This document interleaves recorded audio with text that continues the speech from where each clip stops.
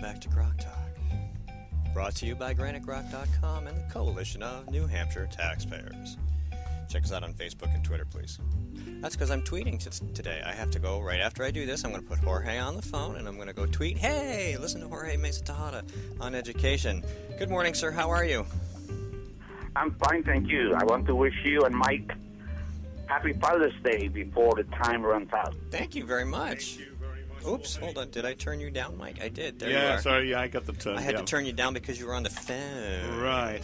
And welcome aboard, and thank you, Jorge, and muchas gracias. No se habla español como el gobierno Bush, but hey. Okay, we'll get you up to speed. Okay. Because if he becomes president, I might need it. Right. So we're talking about guys. education. Let's go. Oh, I thought that I would give you information on something related to education, but that applies to everything. Okay, that's good. And Go that is the how laws apply to the state of New Hampshire. Most people think that the so-called revised statutes annotated, the RSAs, are the true law of the land, and they are. They are in the fact that the legislature gets together and they discuss it and pass the law. However, that's only half of it. RSAs are called enabling statutes. What does that mean? It means that the legislature says, okay, you can go ahead and do this, and stops short of telling you how to do it. So then the second shoe falls, and that is called administrative rules. Administrative rules are created by the legislature, and what they do is they come. Excuse me, I just lost my place. Hold on. It is another RSA, and what there's a legislative committee that gets that takes the law and creates the how to implement that law. And that RSA is RSA 541A-A. And that is administered by a joint legislative committee of administrative rules, which is comprised of senators and legislators. And what happens is that once the law is passed, the RSA, the Administrative Rules Committee, which are the unelected administrators, educators, think of all the educrats in the Department of Education, sit down and say, okay, this is how you're going to do it. Mm-hmm. I like to compare this to you going to your father and saying, Dad, can I go to Disneyland? Yes, you can, but talk to your mother. And then your mother says, okay, but you cannot fly, you have to take a bus. No, you cannot go into the ocean before 9, and you have to be out by 3. All of a sudden you find out you have all sorts of limitations. And they come and bite you before you even know it. The one that in terms of education, the one that gets you most of the time is ED 306, the minimum standards for public school approval. That's the one that tells you what you have to teach, how many administrators you should have, how many psychologists, the class sizes, et cetera, et cetera. Mm-hmm. So the point is that I wanted to make people aware that there are two levels of regulation in New Hampshire. The enabling statutes, RSAs, and the administrative rules. And they can all be found in the government website, and their laws and regulations. And if you click on administrative rules, there they all are. And there's a whole set for each department of the state. And that, of course, comes back to the way government works, or has come to work over the last century or so, where the legislators don't really make clear and crisp laws, and they don't leave the discretion to the individual person or to the individual school, but instead they feed this enabling legislation to a large bureaucracy, or as you say, a council made up of educrats, who then go and make rules with the force of law, which really should never exist. Right. The insidious part of that is that the average person, the well-intentioned new school board members, will read the RSAs and say, oh, this is what I can do. And they start going, and the superintendent says, oh, no, you can't. Why not? Because it is CD so-and-so, it is so-and-so, and then you cannot do it. And also, the thing that really gets me is RSA 541A was passed by the legislature. Mm-hmm. So they created their own bed. Oh, yeah, that's true. See? So were they trying to say, okay, we're going to be the good guys and pass the good-sounding law, the RSA, and let someone else take the hit?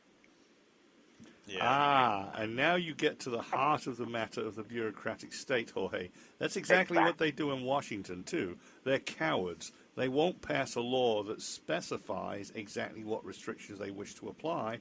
They create a huge bureaucracy that does all the restrictions for them, and then they say it's the unaccountable bureaucrats, without mentioning that they created the unaccountable bureaucrats. Exactly, and that's why when you go to testify before the legislative committee and you say, you should do it this way or the other way, they say, oh, no, that's too restrictive. But guess what? As soon as they pass the statute, the rules will hold you by the neck and say, here, this is the way it's going to be. Yeah, the only way we're going to get our freedoms back is by a wholesale closure of departments at the federal and state level, and I just don't see that happening. It's going to take a sea change in public opinion. The sea change probably won't occur until after some of the people are drowning. That is one. And then the other thing, too, in terms of facilitating learning about the law for a new public official. I don't know how often you refer to the RSAs.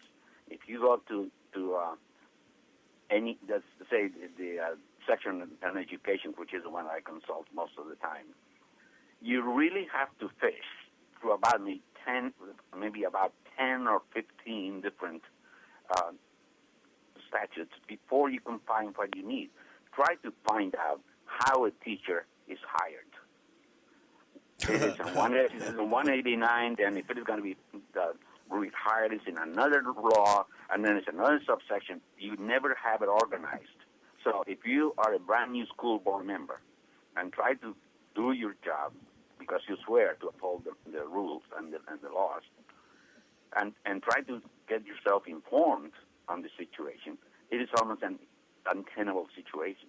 It's so bad that what I did, I compiled a set of the must-read regulations and rules and laws that they have to read because they wouldn't be able to find that on their own. It took me years to find out.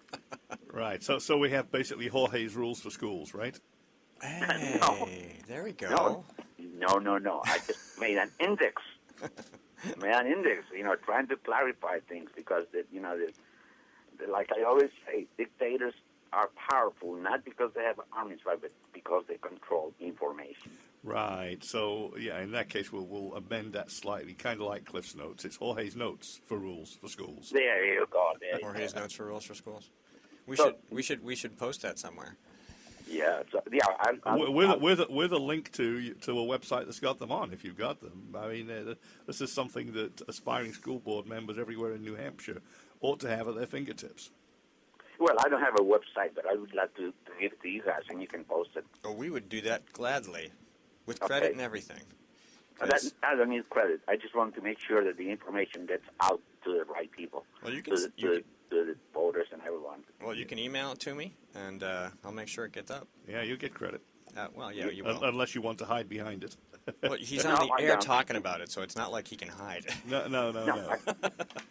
You have dared to become associated with Grok Talk. This worldwide, anyway. We have listeners in faraway places. Yeah, my dad occasionally listens. That's cool. So that's the message today. I thought I was going to keep it short because of Father's Day, and the thing is, there are two different types. The rules, the laws are the RSA, and the enabling and the administrative rules, which implement the RSA. Now, we know that there's some school districts that are renowned, not just in the state but the nation. Timberlane comes to mind. Wyndham previously, but now they've changed. The voters actually stepped up and said, we're done with you losers. We're going to try something different. Are there any other school districts in the state that you can think of off the top of your head that are in that boat that are just completely abusing their authority? I mean, not school boards specifically, but like superintendents and stuff that are just abusing their authority. Oh, I have my hands full with our local one, with Timberlane and the RCA 55, which is Timberlane and Hampstead. Mm-hmm. Hampstead is lucky. You know, we belong to 55, but in 1992, we made a pact with Timberlane. We said, look, we're the smaller district, and we do not get full superintendent services. So how about if the assistant superintendent becomes our de facto superintendent? And in fact, that's what has happened since then. So we're insulated from the shenanigans at So you don't have to worry about the Earl of Metzler? That's good. Oh, yes, we do. Oh, you do? Because he's still our de facto superintendent. I mean, he is our superintendent by law. Mm-hmm. So he can always pounce anytime he wants. So he's just lurking. But the day-to-day operation is Dr. Wilson, Roxanne Wilson, and she is very professional, even-tempered, very knowledgeable, all business. It's great working with her. Well, that's good to hear because, you know, her boss is, he isn't regarded very highly by people who really care about the way this business is supposed to conduct itself. You're right. In fact, we already, 2 weeks ago, we the school board had an item on the agenda about separating from the SAU and going to another one or become our own SAU. Mm-hmm. So the current in Hampstead is, you know, to get away from SAU 55 because we're the smaller district. You know, it's always a 9 to 5 vote. And I know Hampstead's a pretty well-off town. You guys could probably pull it off. Do you have enough schools? We don't care about that. We just have 2 schools, and our schools. Oh, that's right, because you go to Pinkerton, right? Yes. Yeah, right. So you wouldn't even need them. Not really, because what I was thinking about is if we join Chester, which is single district SAU. Sure. Their kids also go to Pinkerton. Oh yeah. And Auburn was thinking of joining Chester because their kids also go to Pinkerton. So look at it, 3 homogeneous districts: elementary, local, high school, Pinkerton. Mm-hmm. How nice, huh? That is nice. So, I mean, is there a movement afoot to do that? How do you leave the SAU that you're in now? If that's the way people want to go, they just vote, or? It's a 2-year process. Okay. And the first year you put in one article to create a study committee.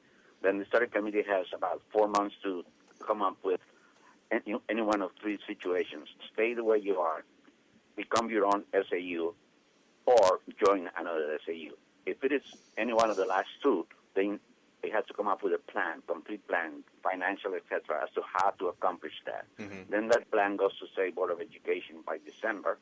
The State Board of Education has through the end of January to vet it, approve it, or disapprove it. If it is approved, then it goes on the warrant for March. And if it gets 60% majority, because we're SB2, then it becomes effective that following July. That's awesome. Well, I hope that works out. Yeah, but we have to take the next step. We don't know how many. You know, there's been a lot of buzz about that because after you've been reading what Metzler is doing in Timberlane, right, and with Sandown and everything else. Oh, the whole thing with Sandown is crazy. It is crazy. So everything like that is being read about here in Hampstead because we share a paper, local weekly, with Sandown and Danville, and so we have full coverage. And so the people are saying, what the heck is going on? Would you say the majority tenor is moving towards separation, or? It's hard to gauge. Yeah. Because, they're having people who will say that, but as usual, when you ask them do you want to sign on the dotted line as a petitioner, they say, well, I have kids in the school. They don't want to do it. The only way would be to put the article in the warrant and see how much it gets. Yeah. All right. Well, we're just about out of time, Jorge. We got about 20 seconds left. I want to thank you very much for coming on. I look forward to talking to you next month. Likewise, and thank you, and fascinating as always. All righty. You're welcome. Take care. Our next guest isn't here yet, so we'll just kill time till he gets here. Thanks a lot, Jorge. We'll see you. All right. I got to remember how to do this now because I'm doing short breaks at the end. We're supposed to have George Lambert in. I sent him a message. I didn't know if he was coming yet. I haven't checked to see if he answered me yet. And he did. And, yes, he's at the Hooks at Toll, so he will be here shortly, hopefully. Okay, so after the break. Do we need to insert a break anyway? We do. We're going to do them because it's easier for post-production, and that's how we work around here. That's just the way he rolls. All right, so this is Grok Talk. You guys stay tuned. We will be right back.